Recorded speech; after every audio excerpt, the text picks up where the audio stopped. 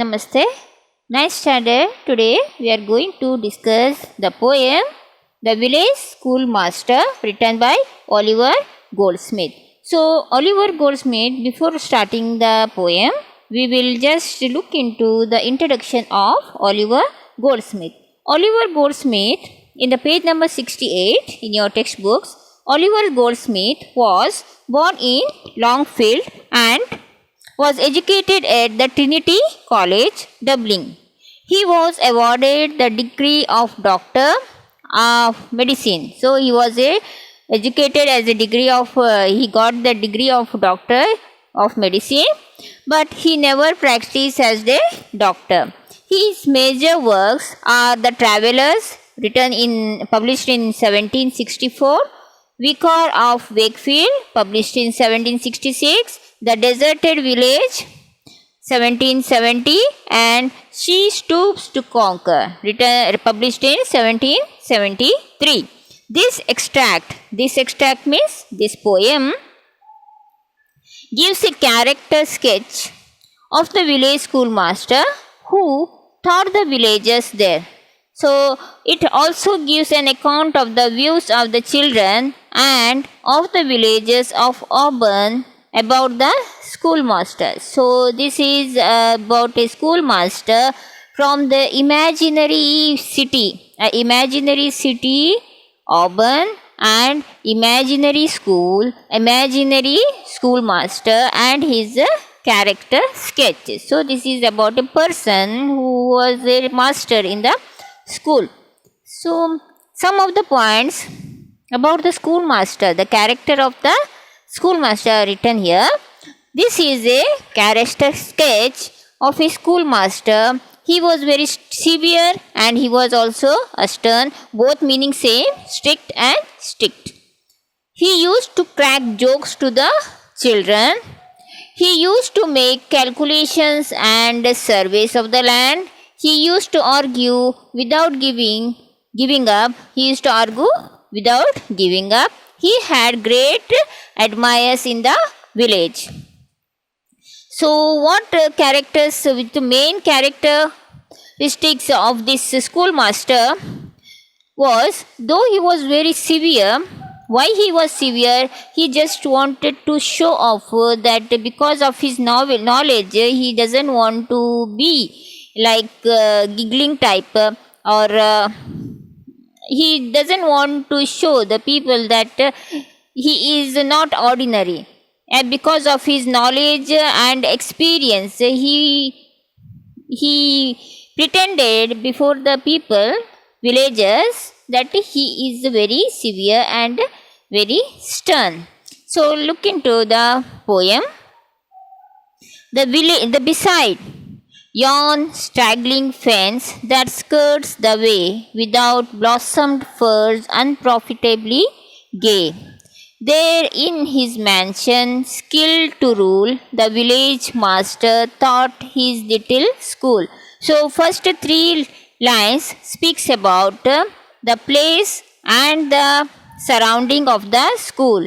Beside yon straggling fence, the meaning of the words are given behind your poem, that is page number 66.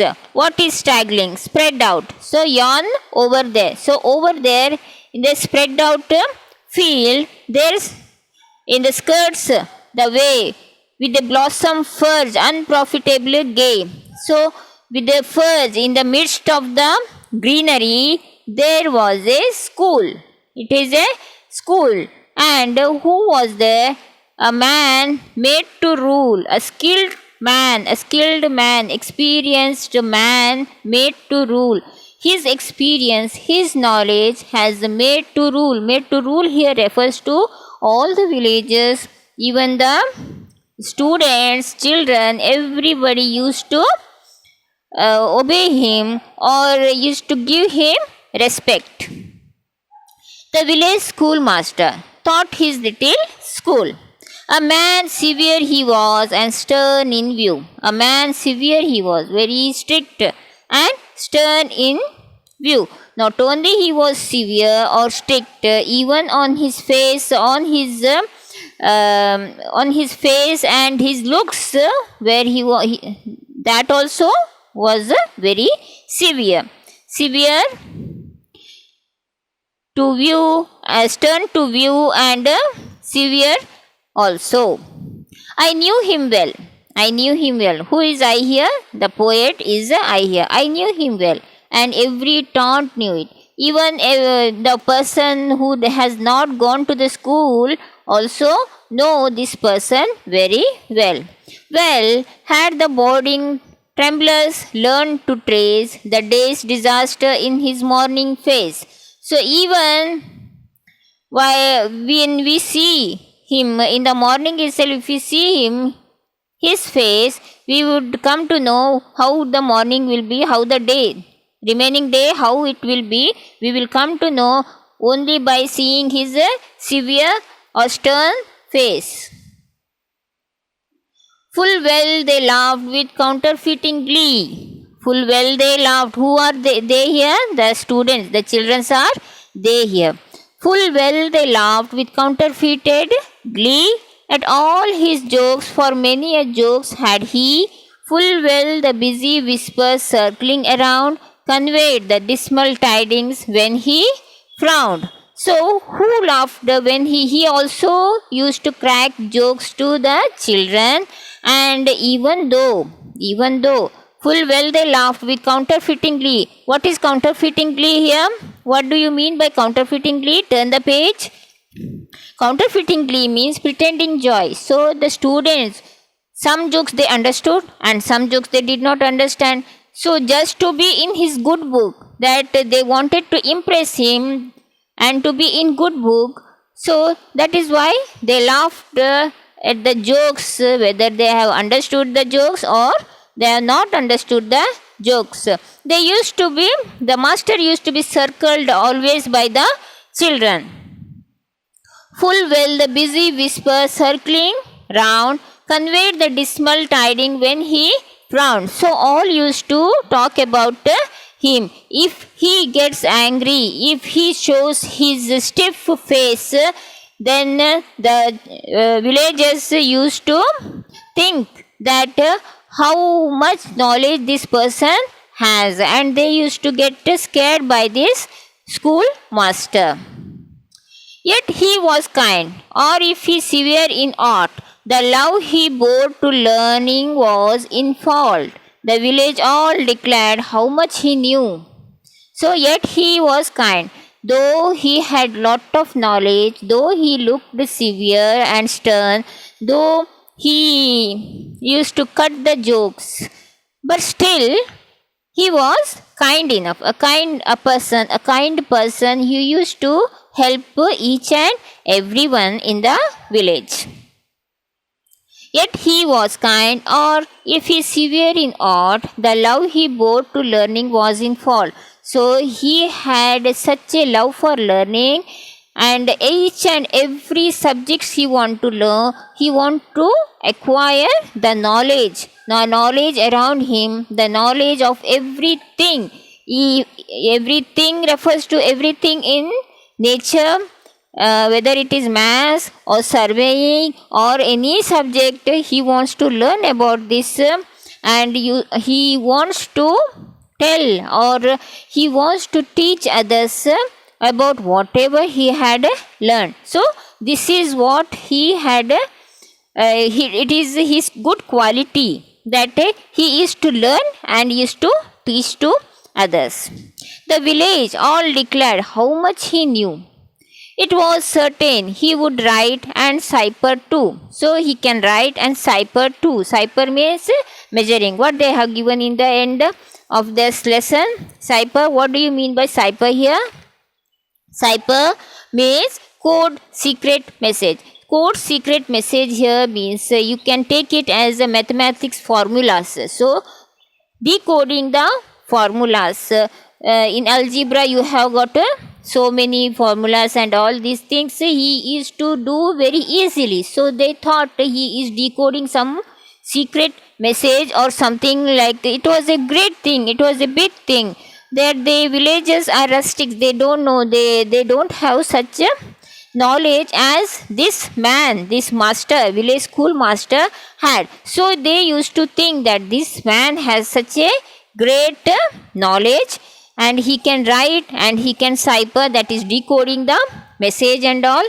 Lands he could measure, so he could do the surveys and he can measure the lands.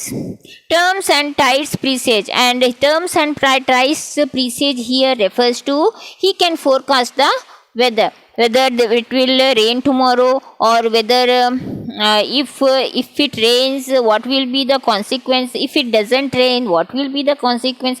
All these things he used to learn, and he used to know, and he used to tell the villagers. So what will be the weather tomorrow, what will be the weather in the evening. So these all things he used to tell to the village. So as these things are told by the village schoolmaster, the villagers used to think that this man is a brilliant man. He knows each and everything. He has got a great knowledge. And then the story ran that he could gauge in arguing too. So he can win in arguing too.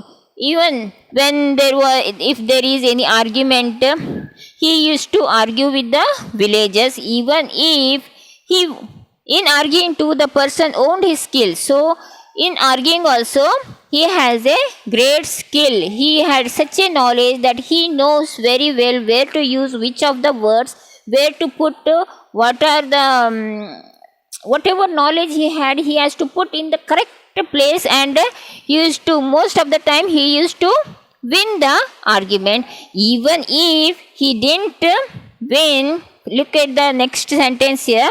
For then, though vanquished, he could argue still.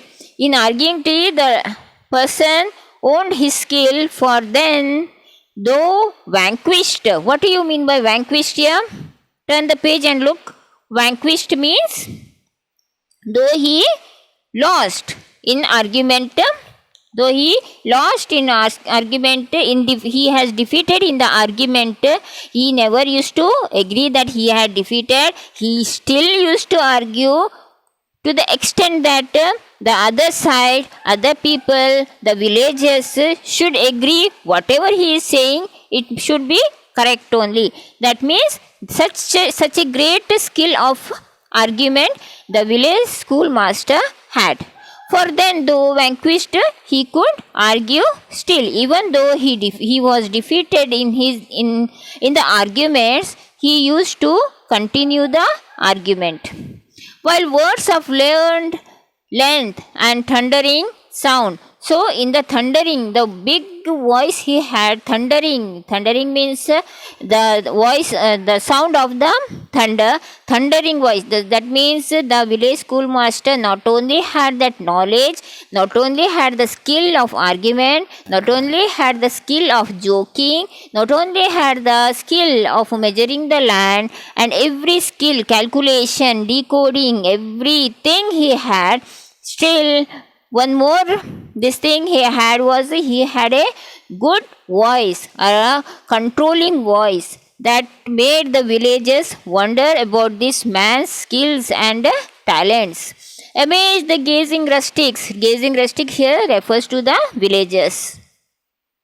Gazing rustics ranked around, and still they gazed, and still the wonder grew that one small head could carry all the knowledge. So this is a person who had such a big knowledge. The villagers didn't know anything about this. So this is in Kannada we have a proverb.